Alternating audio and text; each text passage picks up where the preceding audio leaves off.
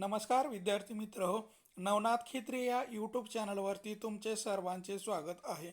आज आपण ह्या व्हिडिओमध्ये बघणार आहोत बीड जिल्हा पोलीस पाटील भरती 2026 प्रश्नपत्रिका संच क्रमांक 1 आपण घेतलेला आहे. यामध्ये आपण सामान्य ज्ञानवर आधारित प्रश्न व त्याची उत्तरे घेतलेली आहेत.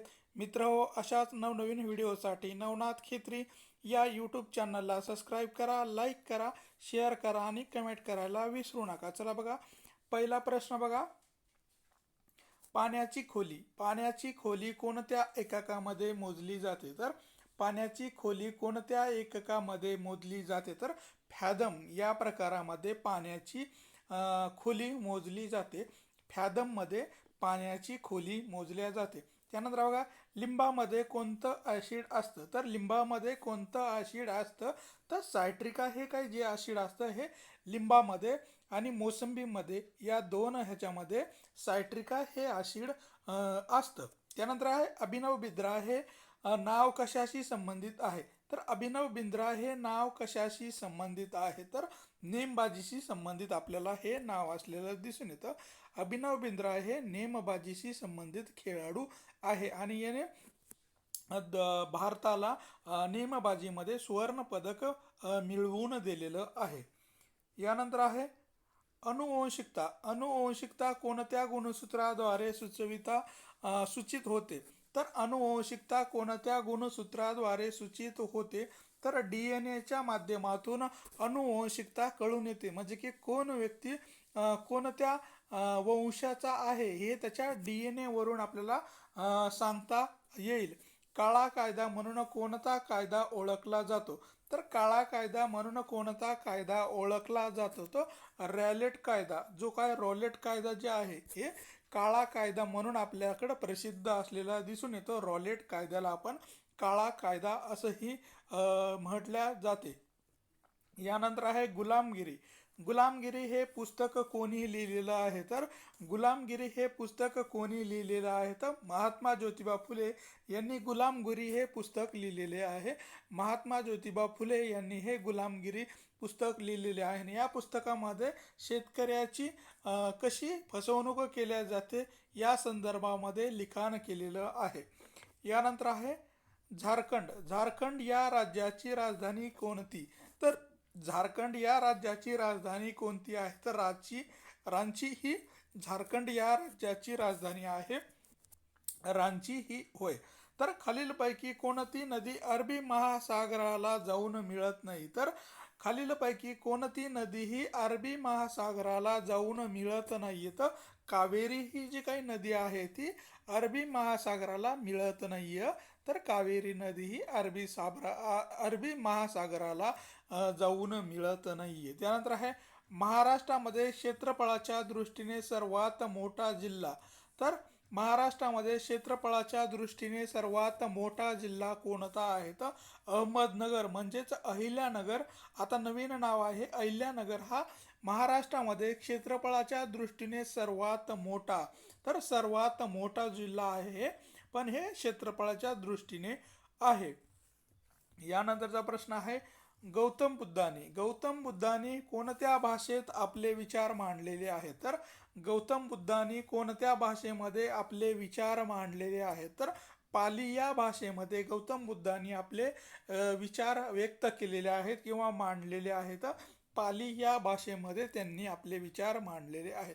आवाजाची तीव्रता कोणत्या एककामध्ये मोजली जाते? तर आवाजाची तीव्रता कोणत्या एककामध्ये मोजली जाते? तर डेसिबल या काही प्रकारामध्ये आहे. तर आवाजाची तीव्रता, आवाज किंवा त्याला ध्वनीची तीव्रता मोजण्यासाठी डेसिबल या प्रकाराचा वापर केला जातो. ती डेसिबल यामध्ये मोजली जाते.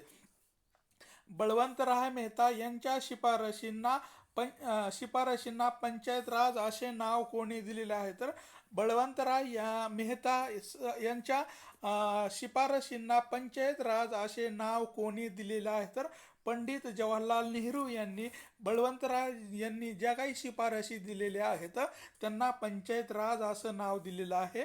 पंडित जवाहरलाल नेहरू यांनी हे नाव सूचित केलेलं होतं. त्यानंतर आहे महाराष्ट्राचे मार्टिन ल्यूथर किंग. महाराष्ट्राचे मार्टिन ल्यूथर किंग असे कोणाला म्हणतात? तर महाराष्ट्राचे मार्टिन ल्यूथर किंग कोणाला म्हणतात? तर महात्मा ज्योतिबा फुले यांना महाराष्ट्राचे मार्टिन ल्यूथर किंग असे म्हटले जाते.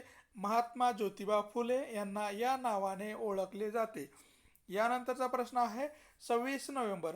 26 नोव्हेंबर हा दिवस कोणता दिवस म्हणून साजरा केला जातो? तर 26 नोव्हेंबर हा दिवस कोणता दिवस म्हणून साजरा केला जातो?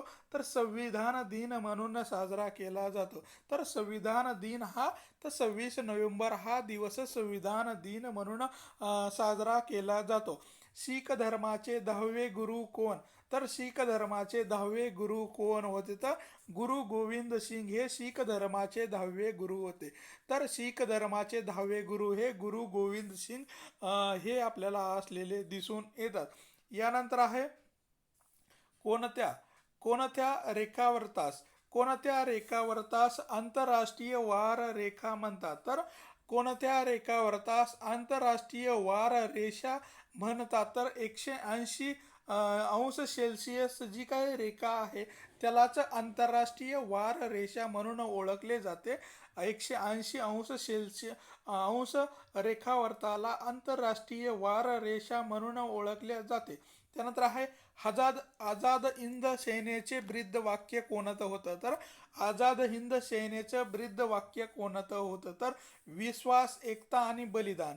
विश्वास, एकता आणि बलिदान हे काही आझाद हिंदेचं आपल्याला हिंद सेनेचं ब्रीद वाक्य होतं. विश्वास, एकता आणि बलिदान या प्रकारामध्ये हे त्यांनी आपलं ब्रीद वाक्य ठेवलेलं होतं. त्यानंतर आहे जीवशास्त्रात उत्क्रांतीचा सिद्धांत. तर जीवशास्त्रामध्ये उत्क्रांतीचा सिद्धांत कोणी मांडलेला आहे? तर चार्ल्स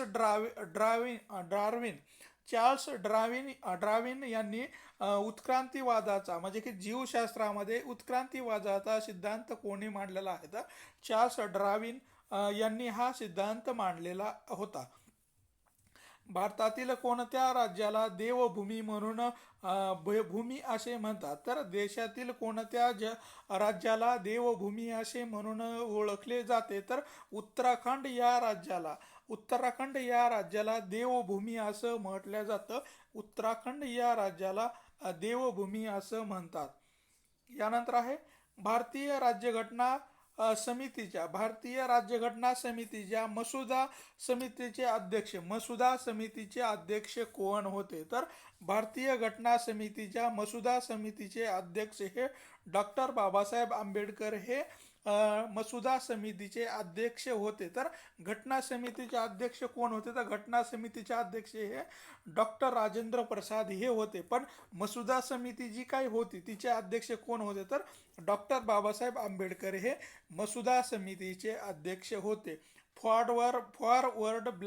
फॉरवर्ड ब्लॅक या पक्षाची स्थापना कोणी केलेली आहे? तर फॉरवर्ड ब्लॅक या पक्षाची स्थापना ही सुभाषचंद्र बोस यांनी फॉरवर्ड ब्लॅक या पक्षाची स्थापना केलेली आहे. सुभाषचंद्र बोस यांनी या पक्षाची स्थापना केलेली आहे. सन 1885 मध्ये राष्ट्रीय सभेच्या पहिल्या अधिवेशनाचे अध्यक्ष कोण होते? तर पहिल्या अधिवेशनाचे अध्यक्ष कोण होते? तर व्यंकोमेशा चंद्रजी बॅनर्जी हे 1885 मधील राष्ट्रीय सभेच्या पहिल्या अधिवेशनाचे अध्यक्ष होते. व्यंकोमेशा चंद्र बॅनर्जी हे आपल्याला या पहिल्या अधिवेशनाचे अध्यक्ष होऊन गेलेले आहेत. माथेरान हे थंड हवेचं ठिकाण कोणत्या जिल्ह्यामध्ये आहे?